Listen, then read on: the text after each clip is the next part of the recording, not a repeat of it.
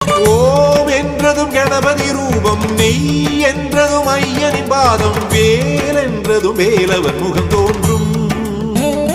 வளரும் திரை என்றதும் ஈசனின் முடியும், இறை என்றதும் உமையவள் வடிவும், கை என்றதும் அன்னையின் கை தோன்றும்.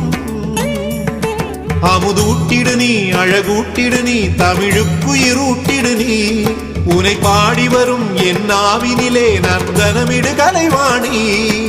சனி சக சகமப கமப சனி தரங்கிணி தரங்கிணி சரண தரங்கிணி தரங்கிணி தரங்கிணி சரண தரங்கிணி.